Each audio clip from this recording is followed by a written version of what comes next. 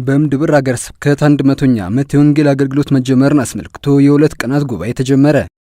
በኢትዮጵያ ካቶሊካዊት ቤተክርስቲያን በእምድብር ሀገረ ስብከት በቅዱስ አንጦንዮስ ቅምስና የወንጌል ስርጭት አገልግሎት መጀመር 100ኛ ዓመት አስመልክቶ ዝክረ አብዩነ ቀደምት ዕብራውያን ምዕራፍ 13 ከቁጥር 7 የቀድሞ አባቶቻችንን አስታውስ በሚል መሪ ቃል የሁለት ቀናት ጉባኤ ሰኔ 5 ቀን 2017 ዓ.ም ተጀመረ። ጉባኤውንም ብፁዕ አቡነ ሉቃስ በምስጋና መስዋዕተ ቅዳሴ አስጀምሯል። ብፁዕ አቡነ ሉቃስ ባሰሙት ቃል እግዚአብሔር ይህ ዕለት የመጀመሪያ ሚስዮናውያን የመጡበት፣ ምዕመናን ቋሚ ካህን ሳይኖራቸው በእምነትና በመስዋዕትነት ወንጌልን የኖሩበት፣ አባ ፓስካል የመጡበት 100ኛ ዓመት ነው። ጌታችን መድኃኒታችን ኢየሱስ ክርስቶስ ሂዱ ወንጌልን ለዓለም ሁሉ ስበኩ እንዳለው እምነትና ተስፋን ብቻ ይዘው ሄደዋል። አባ ፓስካልና ሌሎች የተከተሏት የእምነት ዘር ፍሬ አፍርቶ ትልቅ የእምነት ዋርካ ሆኖ ሁላችንንም ይዟል። በዚህ ዕለት እምነትን ተቀብለው የኖሩ መልካም ምዕመናንና የመጀመሪያ የእምነት ምሰሶቿን በፍቅር እናስታውሳቸዋለን።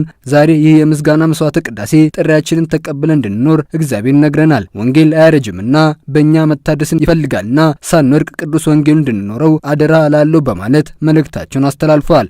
የማያረጀው የወንጌል አገልጋዮች ነንና ወንጌል አያረጅምና በእኛ ልብ መታደስ ይፈልጋልና እንዳንወድቅ፣ ዘመን ባለፈ ቁጥር እንዳንደክም፣ ነፋስ ሲገፋን እንዳንሰበር በእምነት እንድንጸና ዛሬ እግዚአብሔር ያሳስበናል።